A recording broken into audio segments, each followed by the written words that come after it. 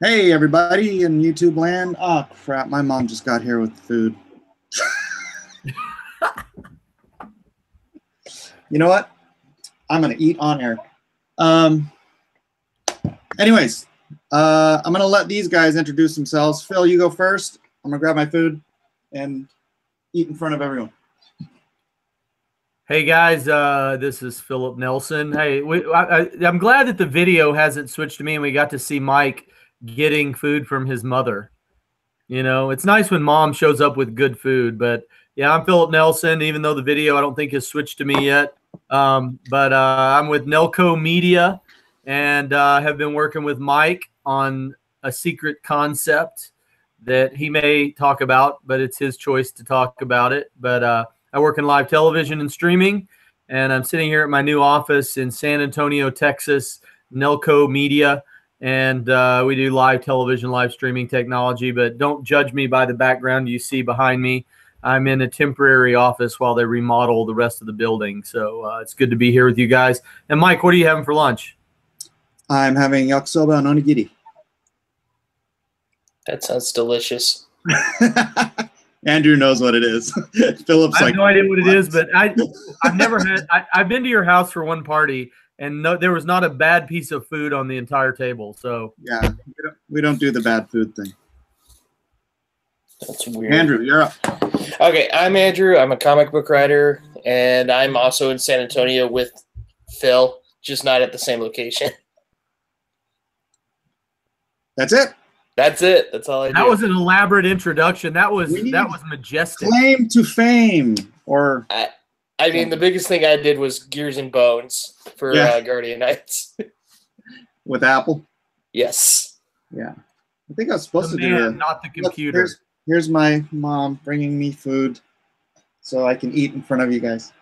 We're jealous. We're all jealous, Mom. Okay. Onigiri, rice balls Dude, with salmon. That looks so good. Yakisoba, fried noodles Yum. with stuff. Thank you, Mom. Where did they put the cook? Just over there. Now we all get to be jealous, but you know what? I have chocolate.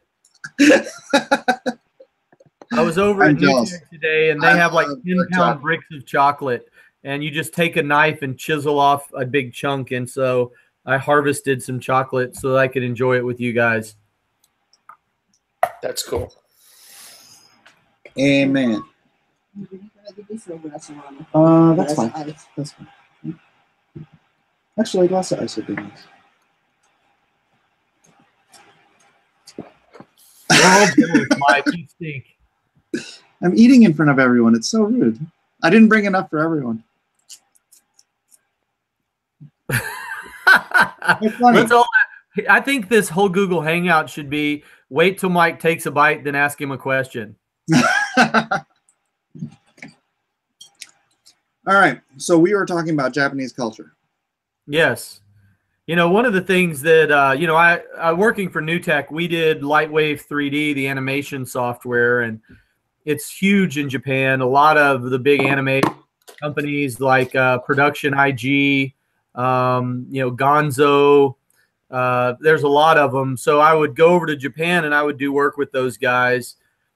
And it was interesting. You know, we live in such a politically correct society that everyone gets easily offended if someone, you know, if they feel slighted in any way. And, you know, one of the things I love the most about the Japanese culture was the pride they have in the Japanese culture.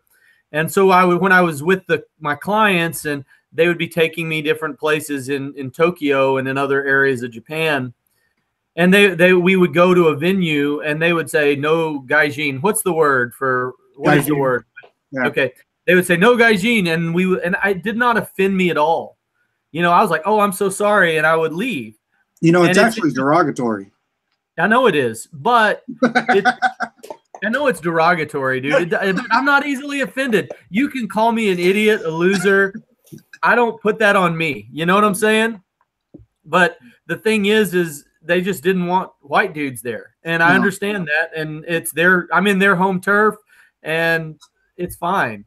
And it's funny, you know, you go in America and everybody walks on eggshells trying not to offend anyone.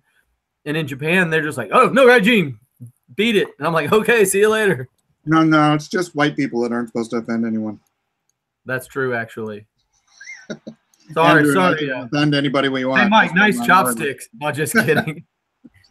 Yeah, my cousin brought these in from Japan. He's visiting from Saitama.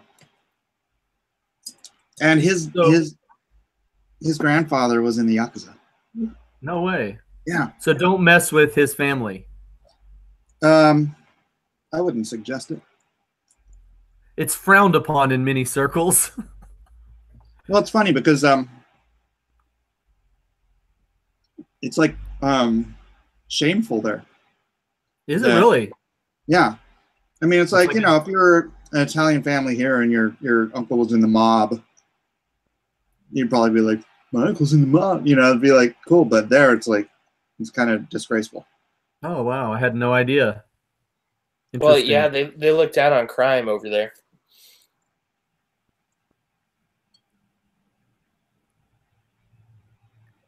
Andrew just silenced the room with that. All he had to do was say they look down on crime, and everybody just sits there silently. Andrew, you're very pithy. Next time I see you, Andrew, since you're so pithy, I'm going to give you a pith helmet. No, just kidding. Yeah. I know that has nothing to do with pithy, but it's such a bizarre word. I love that word.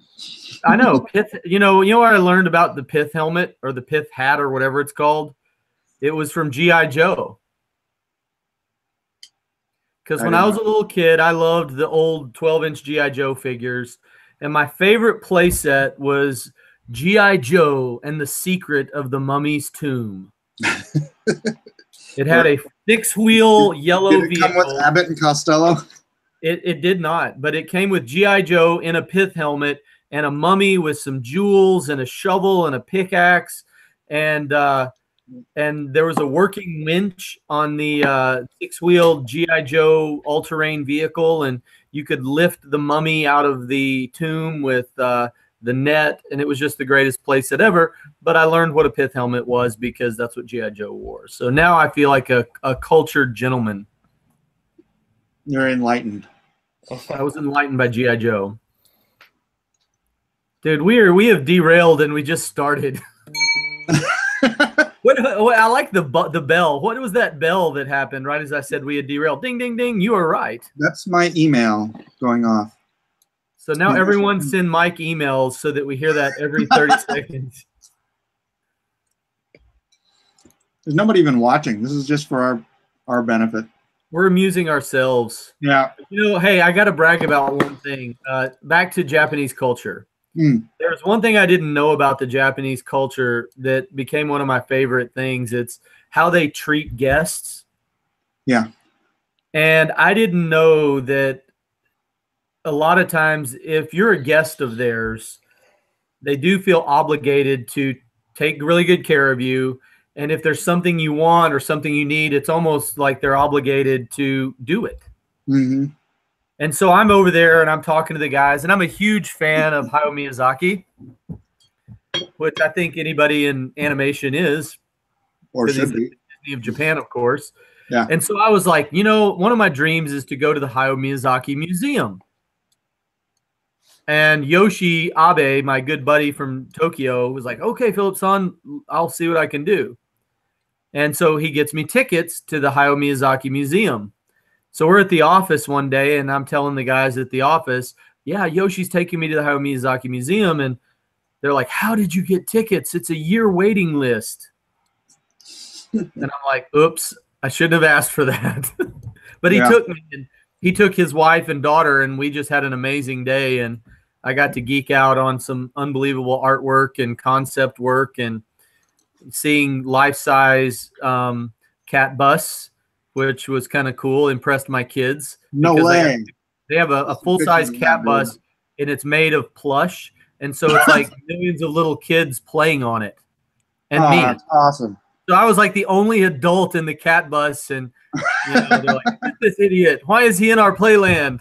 But I was impressed. And the other cool thing is I bought so much, Studio Ghibli swag when I was there. I had to bring home an entire suitcase of all the stuff that I bought, and I didn't realize how collectible it was. But especially like the stuff that's not, imported into the U.S. It was pretty impressive. All the music boxes and animals and stuff for my kids, and they have rooms full of Totoros and dust bunnies and cat buses. Awesome. Anyway, sorry I derailed, but it's okay. How long ago was that? Probably like 5 years ago. And your kids haven't destroyed it yet? Dude, it's quality materials. Japanese toys last. Oh, you know what, dude? Yeah, I got a bunch of Japanese toys for my kid, for my childhood. Yeah, I have some from when I went over there in 3rd grade. I had them for 40 years.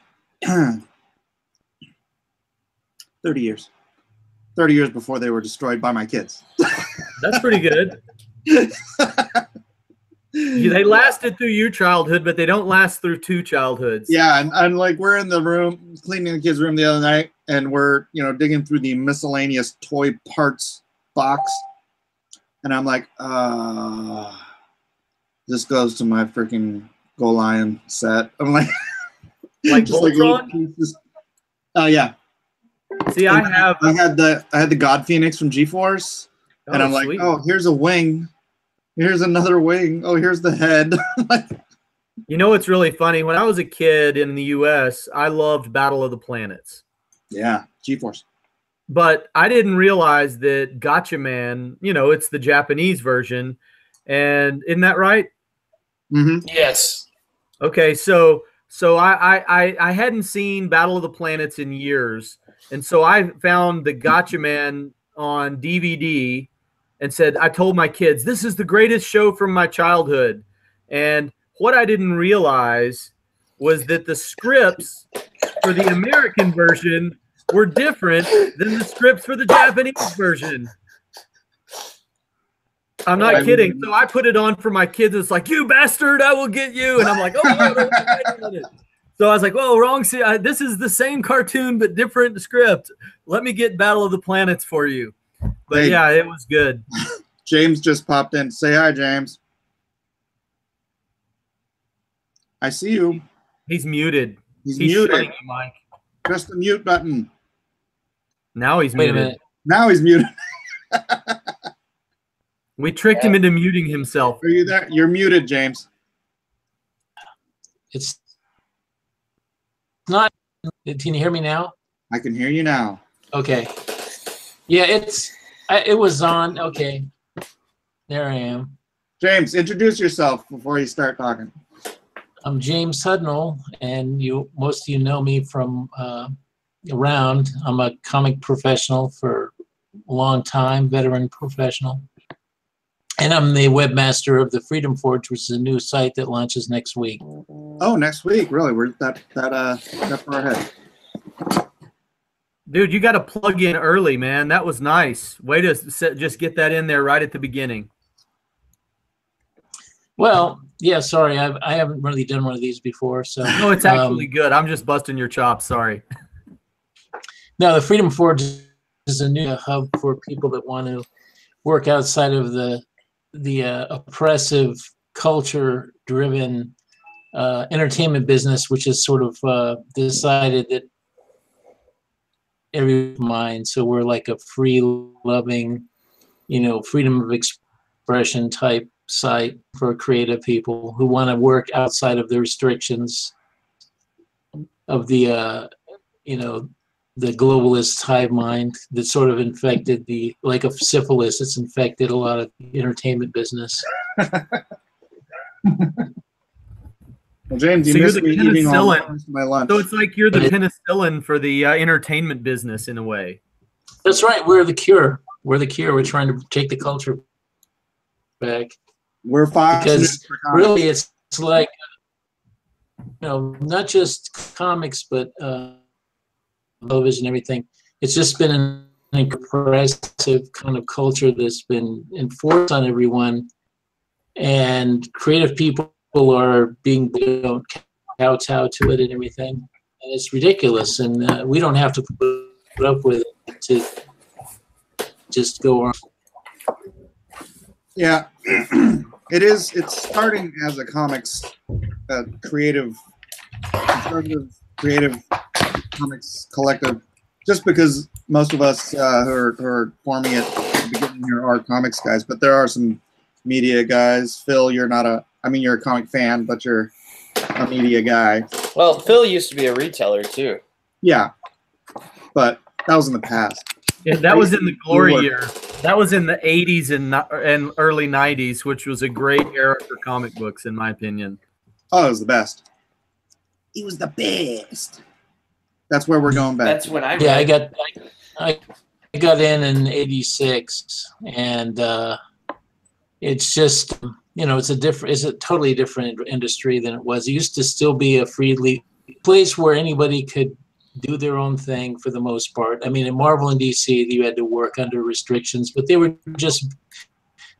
kind of slang to a certain degree. Like it had to be shown as red. But your audio's like but I mean, now it's like it's all it's too political, it's too preachy, it's too one-sided worldviews, and it's like a totalitarian state now, run by non-stop people that don't know anything, and nonstop. And it's run by nothing. It's annoying. Yeah, and like I say, I really think that I think this kind of culture has become like a syphilitic canker sore, that's just infecting entertainment in general, and it really needs to be healed. Well, the funny thing, as a comic book true industry outsider, that I see is that they claim to be focusing on being inclusive, but really they're only inclusive if you agree with them, and if you disagree, they demonize you, and they're very intolerant of opposing views. And that's where it gets ridiculous, is because I think one of the keys to a great society is when people that disagree can have intelligent discussion and respect each other. But I don't believe that the people that are pushing that agenda respect anyone that disagrees with them. No, that's absolutely true. In fact, they don't believe in tolerance at all. They have intolerance for any view that doesn't agree with them. So they are the intolerant ones. They're also the racist, sexist ones. They're also heterophobic. Basically they're everything they claim we are or other people are.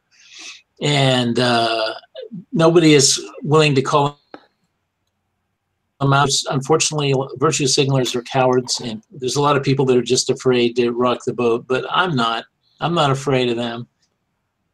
A lot of us are going to be, when we band together, we can stand up to them very easily. Yeah. They are not the majority at all. They're the minority, and they aren't selling. No, the problem they're killing everything. The problem is they're the gatekeepers.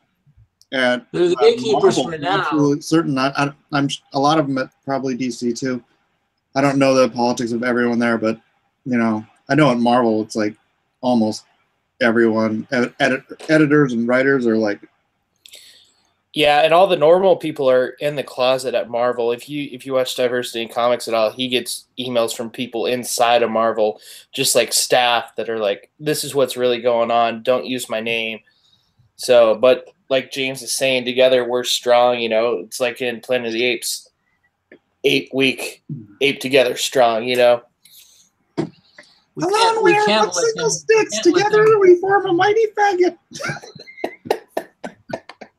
Yeah, well, it's like, listen, when I started in computers in the early 80s, IBM was dominated computers for Microsoft. That's how old I am. But here's the thing, IBM had 80% of the computer market. They came out with the personal computer and everything. But in a very short time, in that same decade, Microsoft became dominant.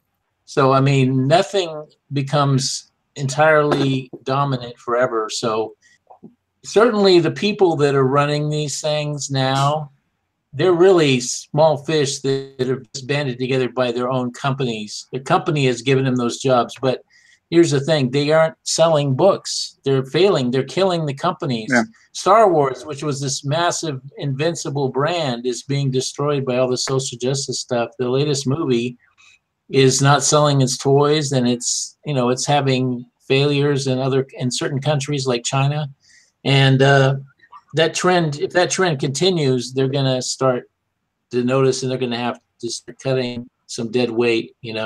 Well, So I think a lot of my theory on why it's failing in China is because they're all racist over there, and they didn't want to see a Chinese girl kissing a black man. Really? That's my theory.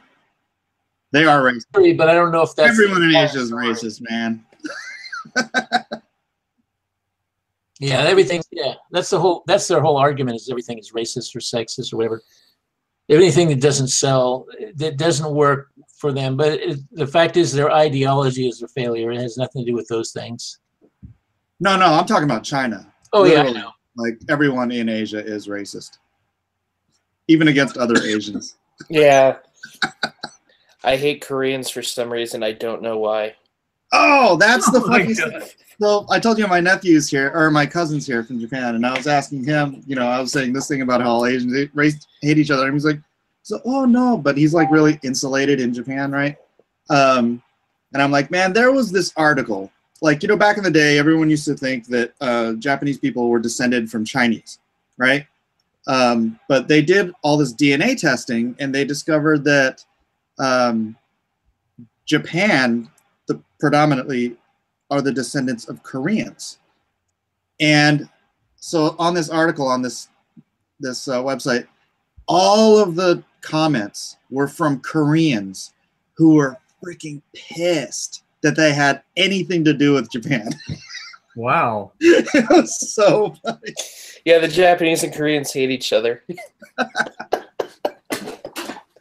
It's really people that have been multi-generational Koreans living in Japan that have been there for generations. They still aren't citizens.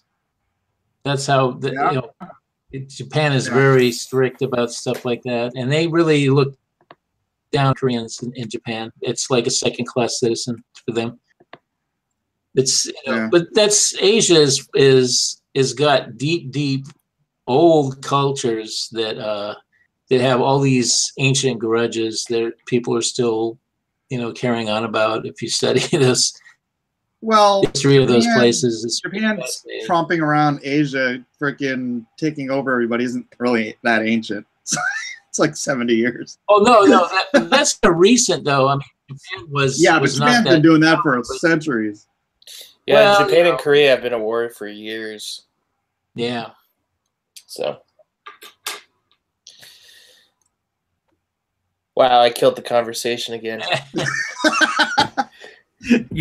have to. I'll change the gears. It's funny. We were talking about how certain groups are very intolerant, but claim to be very open-minded. When's the last time any of you guys read the book 1984? I read it last year. So I read it in high school, and when I read it in high school, my filters that I had back then. The big takeaway that I had was the concept of Big Brother is watching, and this Big Brother society. But I read it a few years ago, and it's weird how it was a totally different book to me. Yeah. And my takeaway as an adult reading it was that the worst crimes you could commit in that Orwellian future were thought crimes, and that was thinking differently, and that they there was no tolerance for an opposing view. And it almost feels like we are in that kind of world today where, thinking differently, everybody claims to be very open-minded, but they don't tolerate opposing views. And it's funny, the fact that James Carville and Mary Madeline can be happily married gives me hope for the world. From a political spectrum, they are at opposite ends. And they go on Meet the Press and rip each other up, and then they go home and they're married and happy. And, that book, even though I don't agree with a lot of Orwell's concepts on other things, it really changed the way I treat people. And, I feel like, I can well, my best friend and I are politically opposite ends of the spectrum, but we're good friends. We respect each other, and we can have discussions. And he respects me as a person. I respect him as a person. I disagree with his views on certain topics, but it's really interesting that in the 2018, you have this insane trend, especially in social media, where I'm going to unfriend you if you think this. I'm going to unfriend you if you like this person, whether it's Hillary or Bill or Trump. And it's like, why would anybody think that that's okay? You know, if you just surround mostly people on the left doing that. I mean, they've done like statistical analysis. It's mostly, really? Yeah, you're way more likely to get unfriended or banned or blocked by a leftist than you would by a conservative. Yeah, I haven't unfriended anybody in the last 2-3 years unless they said something like really offensive. Yeah, I only unfriend or block someone for being a douche. That's a good. I've only blocked, I think, 2 people, and I've got, you know, I'm maxed out on Facebook at 5,000, and I've only blocked 2 people, and it's usually when they attack other people. Yeah, you know, they attack other people personally and start dropping F-bombs and, you know, and are just insane, and they just can't communicate with other humans. That's the only reason. I've only blocked like 2 people. It's and they're kind both leftists, right? And they're I forgot I unblocked you, Mike. Just kidding. Smart guy. Hey, Will's here. Will, say hi and introduce yourself. And Will is muted. Will, you're muted. That's the story of my life. Yeah, there's been articles about that recently. Why is my camera working on here? Will, introduce yourself, man. Will. hold on one second. I'm trying to figure out what's going on with my camera. I'm not sure exactly why my camera is. Like those little icons at the top, you gotta, if the ones that are red, you gotta unclick them so that they're black. And then you can Welcome to Google Hangout Tech Support. We'll be taking your questions all afternoon. It's nice to hear a good Southern accent in the Hangout too, man. Yeah, I was gonna say, in case you can't tell, Will is from North Carolina. Yeah, I'm as Southern as you could probably get, brother. Are you drinking iced tea right now? That's all I have to know. Sweet tea. Well, I love sweet tea, but I had to stop drinking it because I got so many kidney stones. And that pretty much took away all that, brother. I couldn't take it anymore. I've had 5 of them, and I've had like 2 surgeries. Oh my gosh, how big are these things? Oh, they're huge. They're like little meteorites. Did you get to keep them? I did actually keep them. I had one on my. Because my dad kept his after he passed his. Yeah, well, I used to keep them. I don't know where mine are now. I've had so many. I couldn't even tell you. I have them regularly. You know, you can use kidney stones to prank your friends. Like drop it in their food and then say, "Hey, man, you just ate my kidney stone." That's lovely. I'm gonna do that to you next time you come over. No. Memo to self: do not eat at Mike's house anymore. Yeah, you know the secret to Southern sweet tea is it's 1 part tea and 8 parts sugar. That's the secret. That's it's almost a gel because it's so much sugar. When the spoon stands up, they have it right. Exactly. I'm from Louisiana, so I know good sweet tea myself. Okay, let's see if that worked. You can do it, Will. We have faith in you. I'm trying, man. Oh, man, brother, you know I'm old school, man. Computers to me are like the devil. They're like a necessity that you have to use, but you don't want to, you know. Man, why is it? I still don't understand why it's doing that. While Will works on his camera and we talk about old school, you guys all know Dave Dorman, right? Yep. So he did a post that kind of bothered me.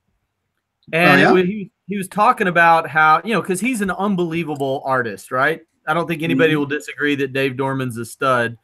But he was talking about how he's being pressured to not to paint, to do his art in computers and not use, you know, traditional mediums. And it's kind of, I mean, it's like, dude, you're so good at it. Why stick with what you're great at? But he was on Facebook posting about how, you know, he's been pressured by people that hire him. Oh, we don't want you to do this on Bristol board with a paintbrush, you know? Oh, yeah. That's crazy. I'm going to mute Will while he's on the phone with someone else. Let him run to town. Yeah, that's insane. And I mean, there's so many people doing it digitally now. It's like the guys that are still doing it traditionally, let them freaking do it so that they can, there's actually going to be originals on the market. It's funny. It's like when you hire a carpenter, you don't say, hey, I want you to use a fiberglass handled hammer. You just say, build this, you know? And so why should somebody dictate what tools an artist use? I know in the visual effects side of the industry, you know, like I said earlier, I've worked with Lightwave for many years, and there are great artists that are Lightwave artists, and producers will say, oh, we don't want your shots done in Lightwave. We want them done in Maya. And it's like, dude, it doesn't matter. As long as the shot looks good and it matches, who cares what you use? And it's funny, they call Lightwave the dirty secret of Hollywood because all these artists use it and they'll turn it in and say it was done in Maya because producers tell them what to use. Huh. Kind of interesting. Yeah, it doesn't even make sense. Crazy producers. Yeah, let me unmute Will and see if he's off the phone. It's kind of like the Mac PC thing for computers. You know, a lot of people in publishing, they want you to use Mac files. Although that's sort of been fixed. Now you can interchange files, but it used to be that's what they tried, you know, they wanted stuff in Mac format. Yep. So James, I have a question. Sure. So you said you started in comics in 1986. Yes.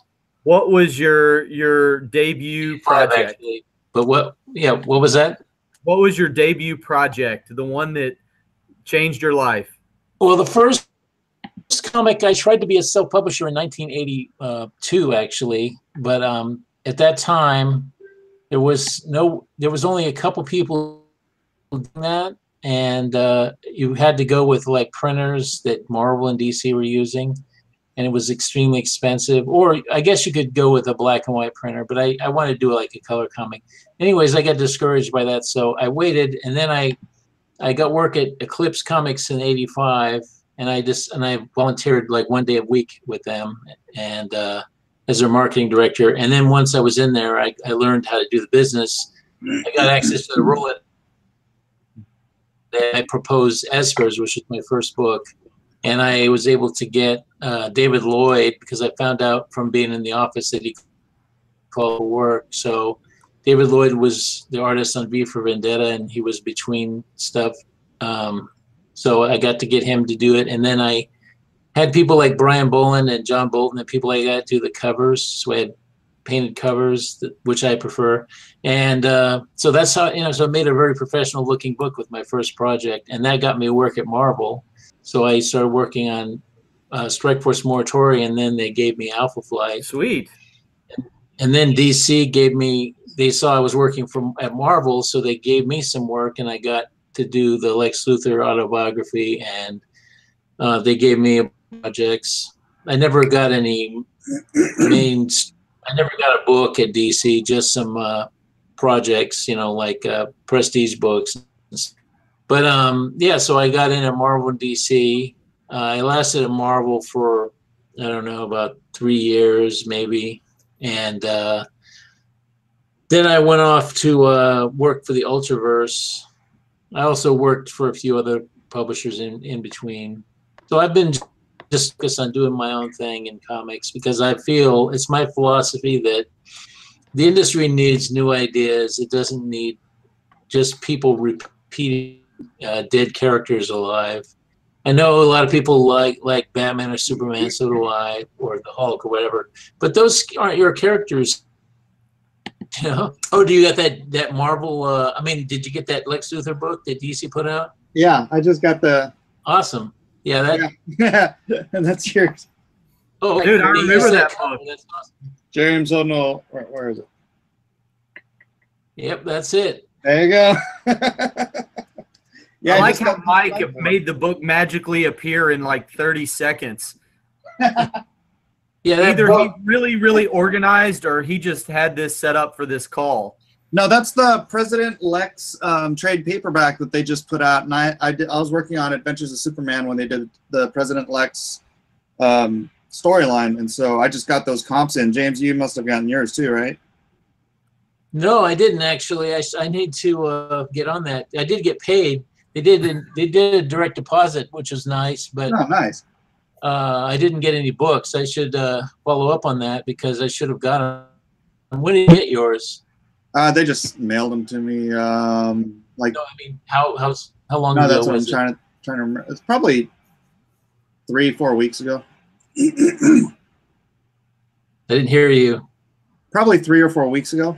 Oh, okay, really? Yeah, I'll have to email because they should have sent me some.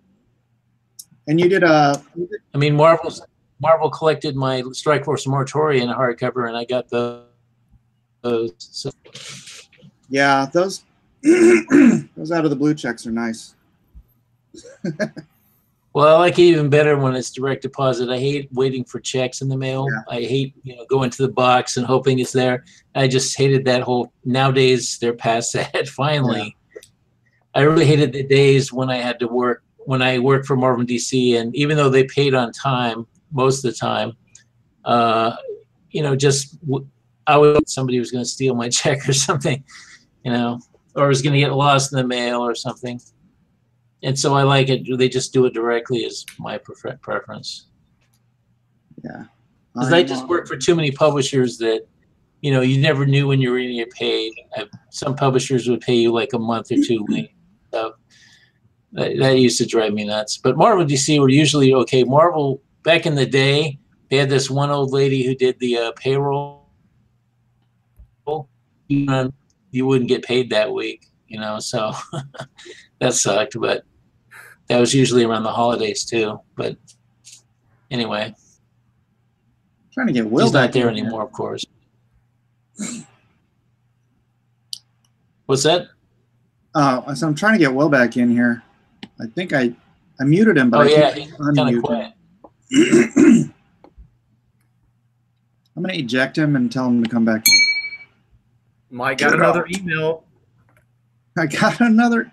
I'm going to check my email. You guys talk amongst yourselves. I'm going to start sending Mike an email every 30 seconds. So annoying. So, James, what are you working on at the Freedom Forge? Well, I'm just trying to get the site ready, and there's a lot of little things that I'm trying to finesse. And in addition to that, I'm working on 2 other things. I'm working on a comic that I think we're going to do through the Freedom Forge. I actually have 2 comics, but one of them is. But this one is. I've got the art. I'm coloring it. And I'm also writing a story for another publisher, which may become part of our new publisher called Lucky Comics.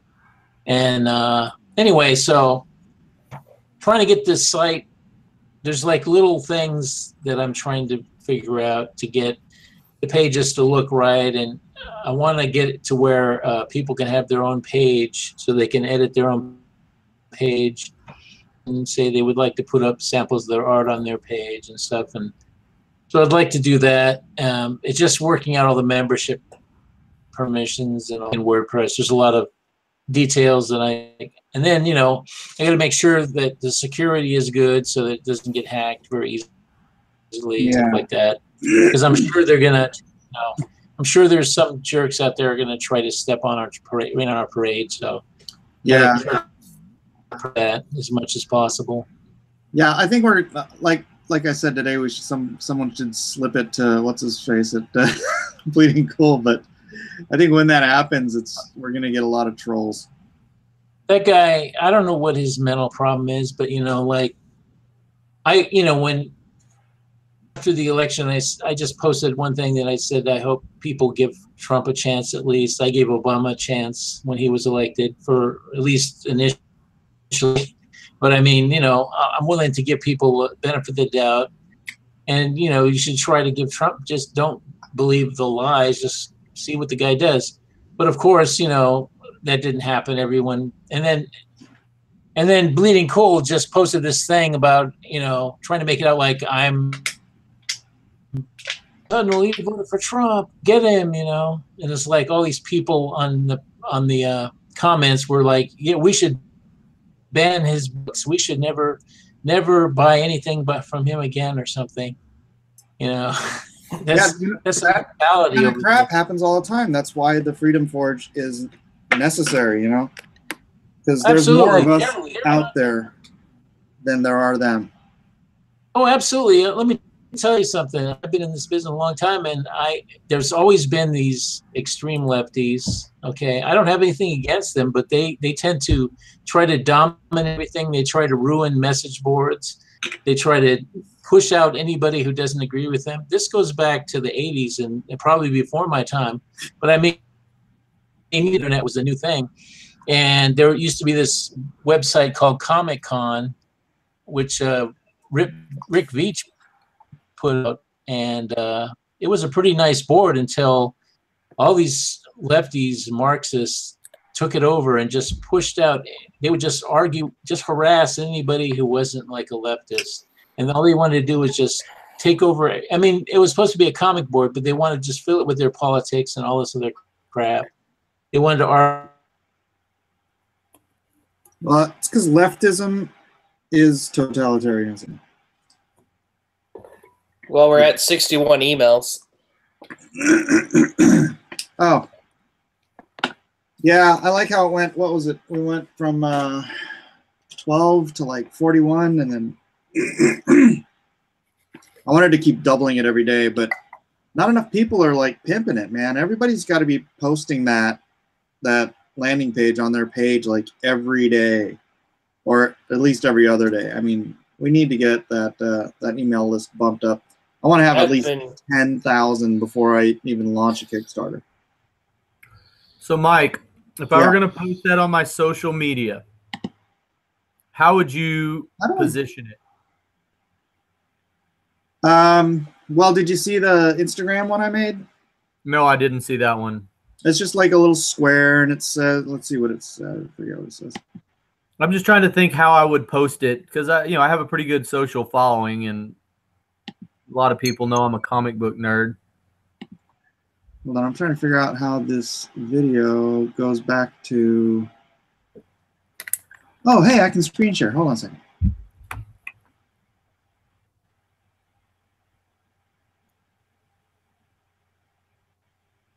Mike's going to share his screen, and it'll be like the Hillary Clinton supporter site that he's like a closet Hillary fan, and he's been supporting her for years.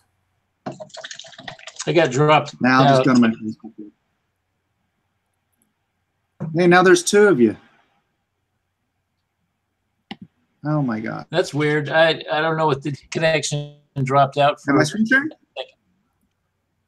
I'm screen sharing, right? Yes, you are. I just sent it to Phil. Whoops.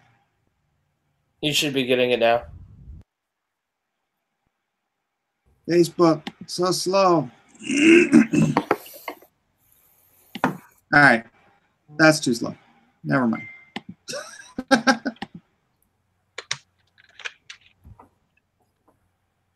you get it, Phil? Yes, I got it. I'll share it.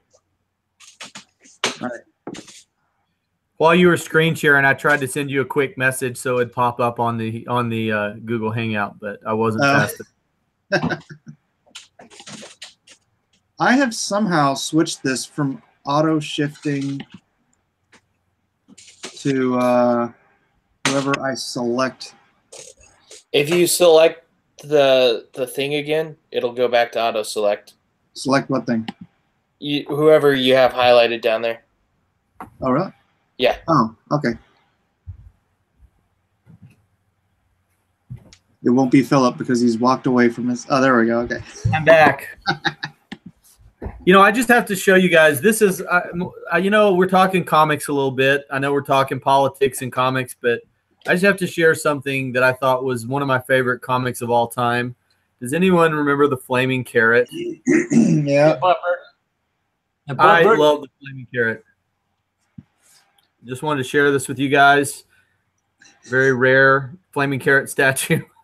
Yeah, I know Bob. Yeah, Bob's a good buddy of mine. When I go to San Diego Comic-Con, I'm usually his roommate. Oh. He lets me crash with him. He's a trip, dude.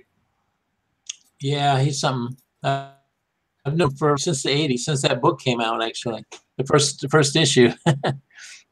The giant one. Yeah. Yeah, we were all around. We all came up around the same time, that mid '80s time. Well, he's pitching a concept to create. You know how you have the Silver Age and Bronze Age and Golden Age.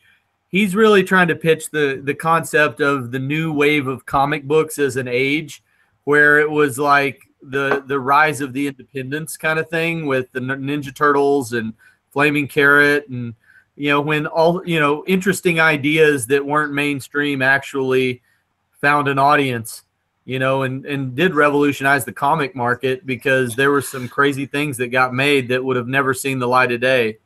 I'm glad that you're so interested in that concept, Andrew. We're putting him to sleep. No. I'm extremely interested in it because you guys are all lucky because you guys came up when you could do that stuff. I came up with all those social justice warriors that are now at IDW and Image and Dark Horse and Marvel. So I started with all those people. They all got careers, and it was no secret when I started that I was a conservative. So they kind of just let it go. It was really hard to keep it hidden because my first book was a spy book. What? That's Andrew's nice way of saying that we're old and he's young. Thanks, Andrew. You guys are so old. You remember that? I just turned 29 this year. Oh my gosh, you're a child. I didn't even start till I was 28. I was 28 when I started in comics. I started when I was 22. I got published at 215 Inc. with my book 31, and then I got fired from my own book for having an inflated ego. I started when I was 20 at Malibu. Oh yeah, wow. At the Boo. I remember. Yeah, I was an inker. Yeah. I didn't want to be an inker, but they needed an inker. Mike and Andrew know this story, but the way I got into comic books is when I was 15, I borrowed $5,000 from my dad and started a comic shop in the local mall in 1987. And it was an awesome thing for a 15-year-old kid to be doing, is going there and basically selling comic books all day. It was awesome. Yeah. And it was like I said, it was a great era of comics. The Dark Knight Returns came out, and I discovered Flaming Carrot, and was always a fan of the Batmans and Spideys and X-Men, and it was a great way for me to round out my personal collection as I bought collections and harvested the good stuff. You could buy it all wholesale. I did. I mean, back then stuff was cheap. My biggest regret, though, is I would travel around buying comic books at stores like Silver Age and Golden Age books, and the stores in that region knew me, and they would sell me stuff at a discount so that I could resell it. And I was down in New Orleans, and this comic shop was like, "You need this comic in your store." And he hands me an Amazing Fantasy 15, and he wanted me to buy it for $700. And I said, no, I don't want to spend $700 on a book right now. And man, I'm punching myself for not buying an Amazing Fantasy 15 for $700. Don't, because you know what? You would have sold it when it was $1,400. I did give away the best book I ever gave away. I had this kid that worked for me at my shop because it was all my friends, and I never paid a lot of money, but I paid him, minimum wage or whatever. and he was moving away, and I had a Superman, I think it was a number 11, and it was a Golden Age book. It was the one with Superman punching a hole in the Nazi ship, and it was from November of 1941. Oh, wow. And I gave it to him as a going away present. When I was like 16 years old, and I was living in Tampa at the time. This is 1971, something like that. There was a flea market, and they had the Amazing Fantasy 15 for $15, and I didn't have $15, and it's like I was like, oh man, but I had no idea that it would become as valuable as it has. $15 I could have got it for. The one that surprises me is the crazy value it's going for is Hulk #1. Yeah, because I've seen them for $10,000 to $20,000 on eBay, and I just wish I'd have harvested more back in the '80s. Quit being such a cheapskate and bought some stuff. But I do have a Spidey #1, which is cool, and Justice League of America #1, which is handy. I used to have a piece of Frank comic strips that he did. He had Johnny Rocket's comic strip. I had that. I sold that back when I needed some money back in the '80s. I wish to God I hadn't sold that. I mean, it'd be worth thousands now. I think the only really valuable book I had was Giant Size X-Men. Ooh, I love that book. Yeah. But I had to get rid of it when I was in 7th grade because so my dad made me they put me in AP English in 7th grade, and they hand me this book at the beginning of the semester, and it's like this thick. Well, when I was a kid, it would look like it was this thick, right? Great Expectations in 7th grade. It's like a high school book. Hey, I read that. So I'm like, I'm not reading that.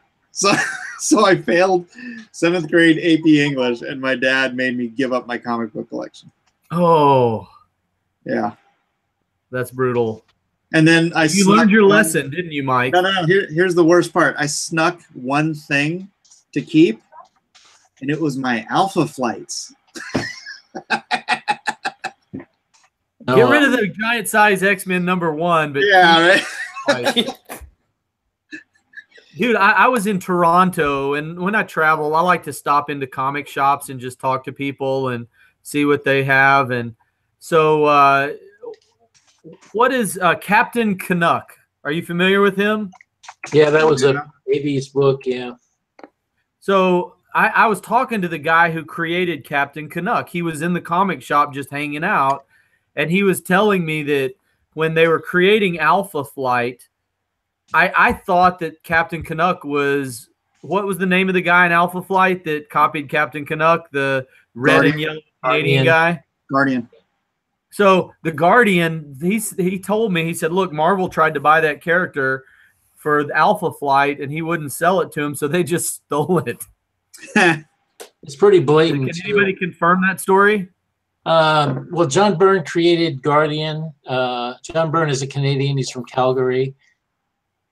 He probably just ripped it off. I mean, it's not because it looks like the same guy. They are the same. They look the exact same costume, everything. Yeah, it's a ripoff. There's no doubt about that. I don't know if I don't know anything. I never read the comic. So Captain Canuck, I never read it, so I don't know if the powers are similar. Right. I wrote Alpha Flight for 2 years after Mantlo. So I was the third writer on that book. But anyway, the powers come from the suit in Alpha Flight. So because he gives it he dies and then his wife takes it over. So there's a female Guardian. I remember that. Yeah. Mantlo killed off the original Guardian and then he has some weird SJ. He was like a public defender who also did comics, and he was another extreme lib. So his whole thing was turning men into women. He was doing that before that was a big thing. So he also did that with Sasquatch, where the body that Sasquatch normally had was in a woman's body, even though it was a guy, and all this other stuff. There's a lot of. Gosh. Yeah, there's a lot of these, you know, anyway. But yeah, the gender swapping, that was like a big lib thing back in this, even back then. Interesting. Stupid. Well, they, you know, it's like they don't even think, they just do it. They just, oh, this will be interesting. That's how much they think about it. They go, oh, this is a plot twist. I'm gonna change the guy's gender, you know. It's Yeah, well, Guardian is one thing because, you know, James dies, and then what was his wife's name? I don't even remember. I forget too, and I used to write it. I used to write it. I just don't. But that made sense. Yes, but you know, because it's a suit, you know. And his wife got it. So yeah, but, right. Although that was great when he died. It was like, this issue, someone will die. That's Mike's quote for the day when he does a post about this. Mike Miller. It was great when he died. Yeah. Yeah, there's something cool. there's something similar when the Man of Steel movie came out. I was arguing with this guy, Michael Sakal. He was from Mexico. We got into it big when Trump got elected, but we were arguing over where Superman's suit came from in the movie, and he's like, "No, it's his cousin's suit." I was like, "Where would the boobs go?" Because like the Superman suit fits him perfectly for him in the movie, and he's arguing that it's a suit made for a woman. What?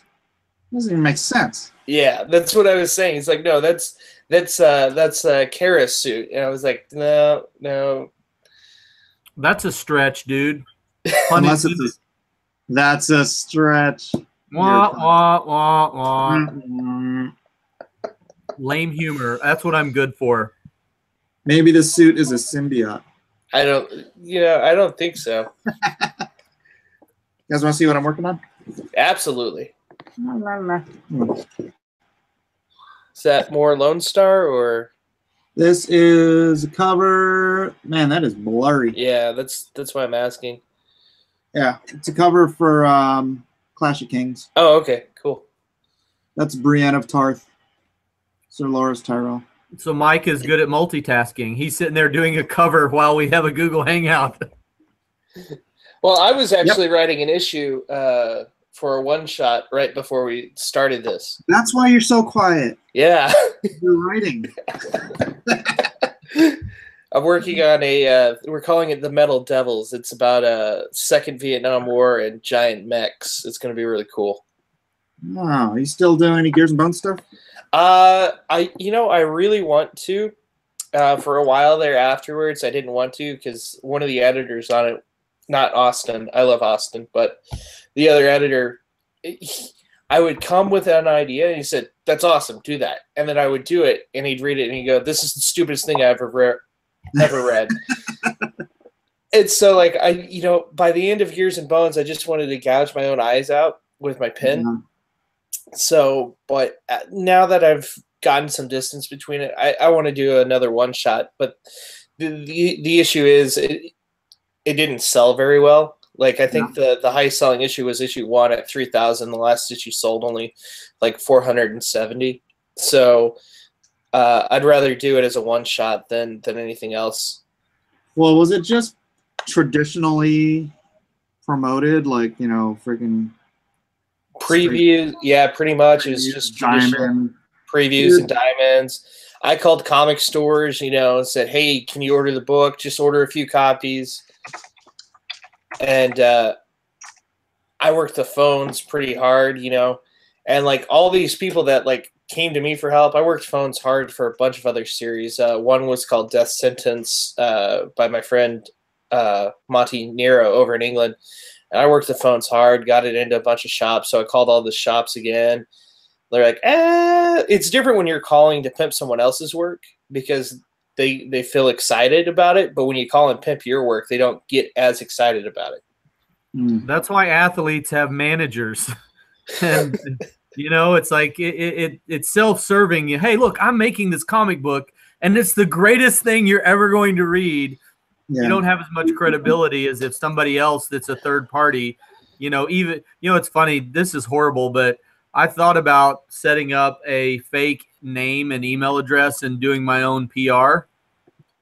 Oh, I thought about doing that to get myself paid to go to comic conventions. Dude, I want to bring my client, Mike Miller, and my name is Miller Mike. No, I'm Miller Mike, but we're going to get Mike Miller to come to your convention, and he is amazing. Yeah, because I like, I love it when I actually get paid to go to a convention, because then I don't have to worry about,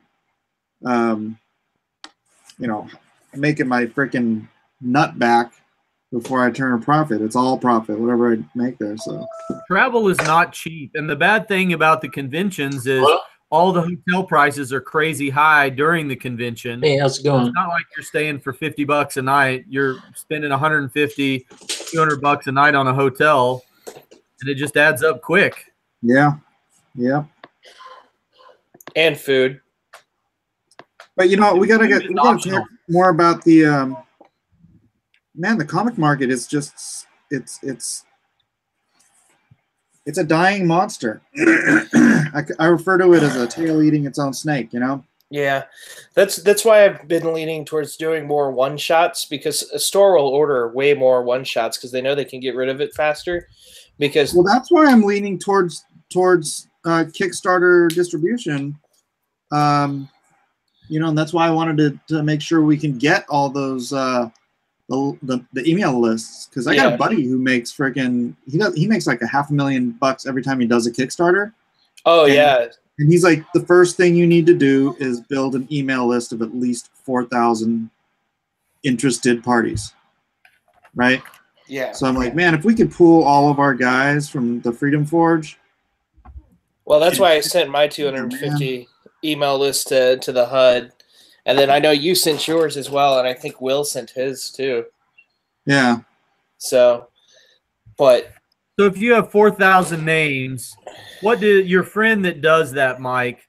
What is his average donation per name on his list? I mean, is it $10, $25?